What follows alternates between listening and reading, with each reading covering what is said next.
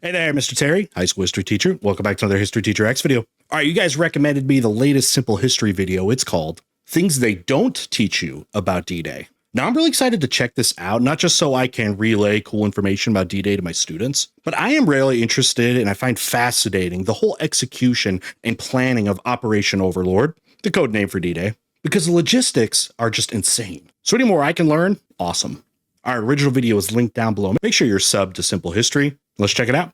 Now, I learned a lot about the logistical, craziness that was D-Day from college. I took an American military history class, so one of my upper division history courses, and getting my degree. And we spent the whole day on it. And it was a weekly class that was like 2.5 to 3 hours, and learned a ton. We spent the whole day on D-Day, which was super cool. But let's see what we got here. Quickfire questions.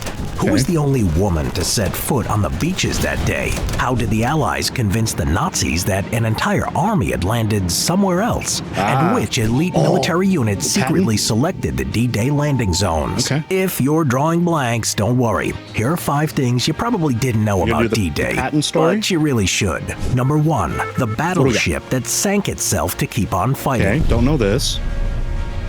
Let's start with a warship so determined to help the Allied cause, it deliberately sank itself.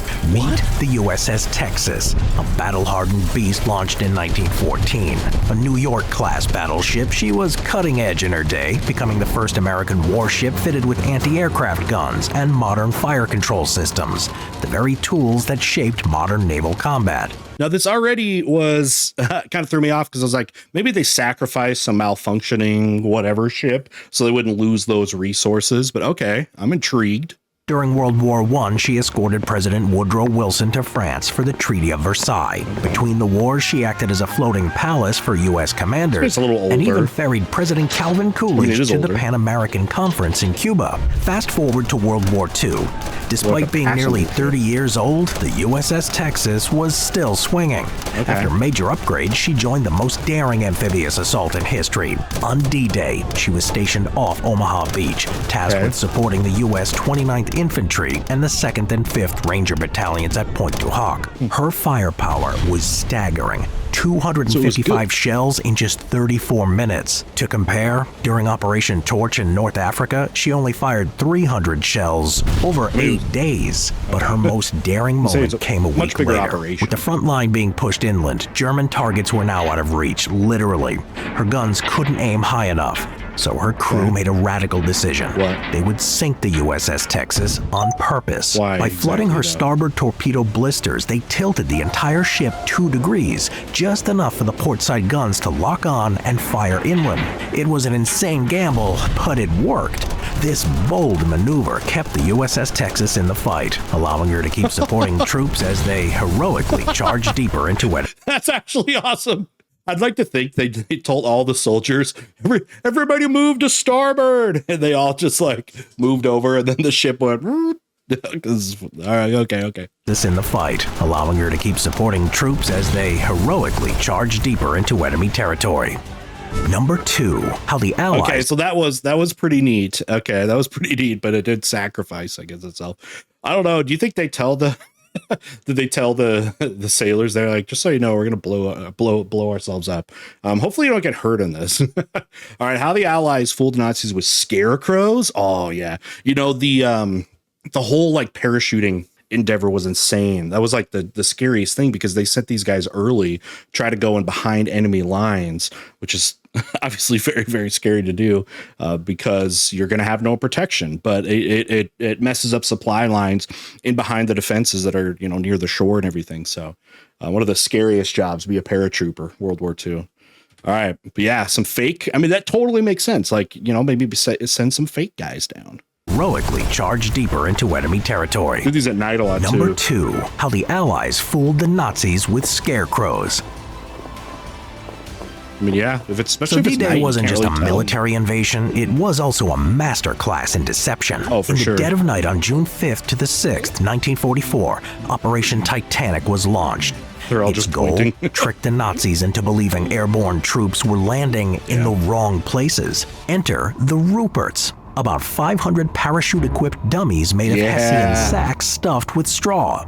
Only about 3 feet tall, but from the ground, they looked real enough. Makes sense. Especially when some were booby-trapped with explosives that mimicked self-destructing parachutes. British RAF special squadrons dropped these scarecrows across Normandy, especially south of where the real paratroopers were landing, near Caen and Saint-Valery-en-Caux. A few SAS operatives even jumped alongside the Ruperts, planting loudspeakers to play fake battle noises, gunfire, shout. I hope the battle noises were just some guy that was recording and he was like, pew, pew, pew, pew, oh, oh, oh, oh, America. Boots on gravel, planting loudspeakers to play fake battle noises, gunfire, shouting, boots on gravel. And it worked. Nazi radio. I don't know if I'd be a great frontline soldier, but I would love to be the guy that can think up of ideas. I feel like I could think of all kinds of awesome diversion tactics. All right, if we ever have another war, we get drafted. Is there a way I can like get to that job? I promise I'll be more effective. Noises, gunfire, shouting, boots on gravel. And it worked. Nazi radio chatter picked up reports of paratroopers, phantoms that didn't exist. In response, entire German units like the 915th Grenadier Regiment were diverted away from the real beaches. That's right, fake scarecrows helped save real lives. Yep. Without Operation Titanic. Because if you guys know, like, the Germans know there's an invasion. Okay, they were massing like 2 million troops on the southern border of England, and no matter what secrecy you did, which was a lot, they put for months down. All the soldiers were on lockdown as far as they couldn't write letters home. The ones that were stationed down there, in southern England, and even the D-Day invasion itself, they were basically not given the details and not given what the date was going to be. It was just they didn't with that many people. They just didn't want to disseminate information, so it was like a need to know basis, and so many people didn't need to know. It's just like you had to be ready, and then on that day, that's when a lot of them first learned that they were actually going to go out because they had to keep it zipped up. That's right, fake scarecrows helped save real lives. Without Operation Titanic, we might not have the stories of the 101st Airborne. In fact, no Ruperts might mean no Band of Brothers. The legacy of D-Day doesn't just live in textbooks or documentaries. It lives on in places, in artifacts, even in the land and sea itself. That's where today's sponsor, Praesidius Watch Company, comes in with a tribute unlike anything ever attempted. Cool watch? Praesidius is not just another watch company inspired by military history. They're doing sweet, something actually. no watchmaker has ever done before. To mark the 81st anniversary of D-Day, they've created a new timepiece collection unlike anything else. The steel cases of these watches were submerged in the waters of Utah Beach, one of the original D-Day landing zones, and left there to age in the same salt and sand that met American troops on June 6, 1944. Where'd the metal right come now, from? those cases still rest beneath the waves, shaped not by hands or machines, but by time, tide, and memory. They won't be polished. They won't be previewed. They'll be recovered on June 6, 2025, exactly 81 years to the day after the invasion. Don't wait. Quantities are limited due to the nature of the project. A commemoration piece like this won't be coming out again anytime soon. I mean, maybe a lot of the beach stuff has been covered now, but wasn't it at least really common where, people that like to do the metal detectors, like as a hobby, don't you go there and they're finding stuff forever? This is actually a pretty cool freaking product. So check that out. Sign up now using the link below. That's cool. Number 3, the only woman to set foot on Omaha Beach. Who's this? Queen. The beaches of Normandy were supposed to be a men-only zone, but Martha Gellhorn didn't care much for rules. Born in 1908, Gellhorn was a fearless war correspondent long before women were supposed to be doing that kind of thing. By age 32, she had already reported from the front lines of the Spanish Civil War, spent 2 months living in the White House, and married literary giant Ernest Hemingway. Oh, really? Okay, Hemingway. I was going to say, you know how there's supposed to be like international law about like killing or targeting news media? That's supposed to be like a thing, but to be honest, I don't think anybody observes that. You can hear about modern conflicts. In fact, Chris Cappy, for him, who just made his new channel, Cappy Army, coming from Task and Purpose, he was on History Showdown, my history game show, and I was asking him because in the background of his, you can see it in his camera. He has his like press vest, that you're supposed to be able to wear under international law and not be targeted. But I asked him about that, and he said, no, you actually don't want to wear it, because he went out on the front lines in Ukraine, and he said press are actually targeted. So it's like extra dangerous. If you're like, oh, that's not dangerous, go on the front lines. No, sometimes it can be extra dangerous if you show yourself as press. So realized his wife was more interested in battlefields than domestic bliss.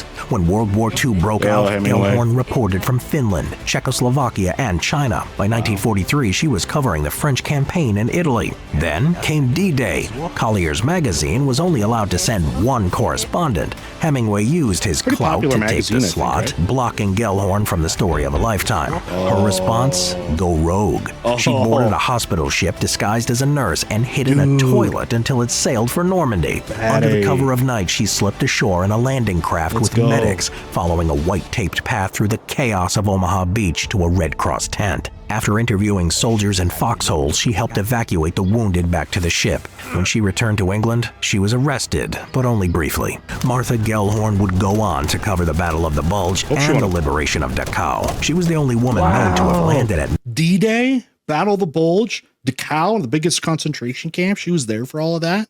Dude, I got to find her work. I hope she got a Pulitzer or something.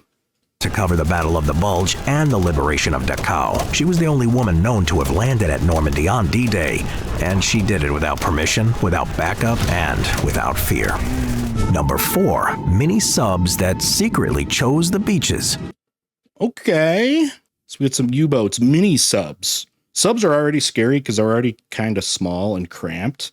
And I've said this on my channel multiple times. That was the thing I would least want to have to be assigned to if I was in any military position. Like, put me into planes and stuff, whatever, but don't put me in a sub. That just seems frightening to me. The ocean's scary.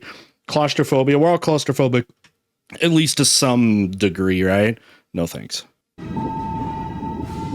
If you've never heard of the X-Craft, don't worry, most people haven't.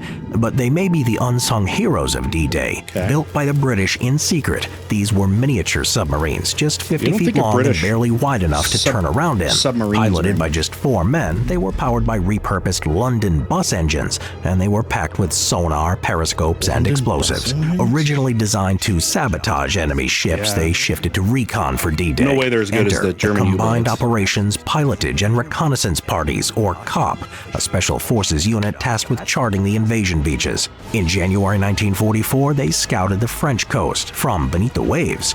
Using periscopes and sonar, they identified Gold, Sword, Juneau, Utah, and Omaha as ideal landing sites. They also helped clear German mines to make the landings possible. Then came the final mission. On the night of June 2nd to the 3rd, X-Craft X-20 and X-23 quietly parked themselves 3 miles off Normandy. Their job? Mark the landing zones using signal lights, echo sounders, and radio beacons without being spotted. They were the first Allied units to enter France. So I'm assuming they were not then spotted, just because, I mean, we know the famous thing, if you guys know about, like, you know, some of the German generals like, hey, it's going to be at Normandy, and Hitler's like, no, it's going to be at Calais. And maybe, I don't know if they're going to get into the inflatable army and kind of like helping divert attention by putting Patton up there across the English Channel from Calais. But yeah, I mean, if they got fairly close there, that would definitely trigger them off, and maybe D-Day wouldn't have been as successful, right? Beacons without being spotted. They were the first Allied units to enter France. But D-Day was delayed due to bad weather. The subs only had 64 hours of oxygen, and had the invasion been pushed back even further, they would have had to surface, blowing the entire operation. Thankfully, the weather cleared just in time. Fueled by Benzedrine to stay awake, the men held their breath, literally and figuratively, until June 5th. Thanks to their guidance, the invasion fleet hit the beaches exactly where it needed to. Only one X-Craft survives today. It sits quietly at the Royal Navy Submarine Museum in Gosport. So is it like the size of a bus? I mean, they said it used a bus engine, right? But that's cool. But its story deserves far more noise. Number 5, the undersea oil pipeline you've never heard of. Okay. Yeah, I've never heard of that. Pluto? It's one thing to invade a continent, it's another to fuel the tanks, trucks, and planes that keep the advance going. See, these are the logistical things that people don't think about with armies enough, about how much resource management plays a role, especially in modern history. Like, it's always been important before we were using combustion engines, oil, stuff like that. But being away from your supply lines goes back to ancient time, but it becomes more and more important as we are relying on more and more types of fuels, external fuel sources and things like that. And it motivates whole decisions of war, of what places you go, what places you can't go. And it can lead to bad mistakes. You probably heard the famous thing about how the Germans needed to divert down towards like the Black Sea area, with Russia around, like Stalingrad and the Volga River, and getting down to those areas as well in southern and southwestern Russia, when they're on their way to Moscow. Like, why would you do something like that? Resources, so important. Food and fuel being a huge, the biggest parts here. Enter Operation Pluto, short for Pipeline Under the Ocean. Tankers were too slow and too vulnerable. Yeah, so in 1942, British engineers developed a wild idea. Why not build a pipeline under the English Channel? Two types of pipe were invented. Hy's pipes, made from steel and lead, were laid down using modified cable-laying ships. Hamel pipes, made from stiff steel, were deployed using giant floating spools called conundrums. Imagine a 60-foot high sewing bobbin dragged behind a tugboat. The pipelines would run from the Isle of Wight to Cherbourg, France, but secrecy was key. Pumping stations were disguised as seaside villas, old forts, even amusement parks. A fake oil dock was built at Dover to distract the Luftwaffe. Wind machines kicked up dust to simulate construction. So, by the way, Dover here, I've kind of been referring to this as one of the biggest places they were staging a potential amphibious invasion. They're going to put, like Patton over there, inflatable army, and it's the shortest distance, right? As you can see right there in the English Channel, go to Calais, and famously the Germans diverted and put way more troops than they would need in Calais because they're expecting it to be there. But it's going to be a couple 100 miles or so to the west where the Normandy invasions actually happened, leaving those places less defended. Even King George VI visited the fake site to sell the illusion.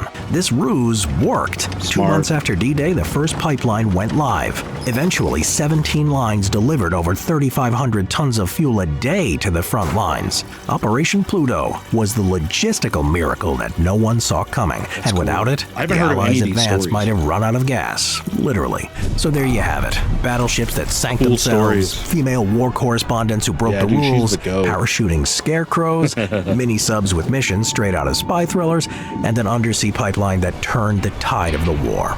D-Day wasn't just about brute force. It was about innovation, deception, and a whole lot of guts. Now you know 5 stories that prove June 6, 1944 was even more astonishing than you thought.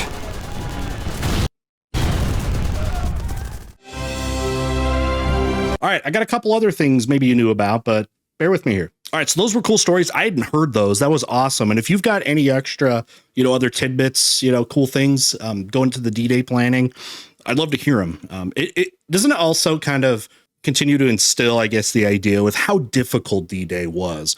I mean, they did all the planning and all that, and maybe famously, about how they weren't, positive that this D-Day invasion was going to work, right? General Eisenhower, he has famously that letter that you can still see today. They had basically a press release prepared for if D-Day failed, because they were just like, I don't know if this is going to be possible. And of course, it's pretty amazing. They were able to get about 1 million troops in over about the first month or two, eventually across into the Allies, which really is just going to accelerate the end of the war as things were closing in the east from the Soviet Union. But also the idea that an amphibious invasion of Japan would be, they were saying like way more difficult, and look all the work that went into D-Day, and it was still, very deadly, but it would be, even harder. And of course that decision was integral into the use of the atomic bombs, try to basically end the war without having to do an amphibious invasion. But a couple other stories I had learned about. I mentioned a couple times, I didn't know if they were going to have it in there or not, the whole inflatable army thing. So the Patton story was interesting because he got in trouble publicly for basically hurting and smacking a soldier that was basically, he had PTSD. And this is before we really had clinical, I guess, terminology and real good science behind PTSD. It was just like, you're just shooken up and you're nervous or whatever. So he gets sidelined, right? Gets sidelined. And by the way, the Germans were like, and Hitler was like, dude, the Americans are not going to put out their best general, Patton, who they were very well aware of, the Germans, and take him out of the war. It's probably fake, right? And they hear that he's going to be over like in Dover, and they're going to suspend him, but they're still going to use him. So the whole inflatable army story, if you haven't heard, just check it out. Ton of videos on YouTube about it.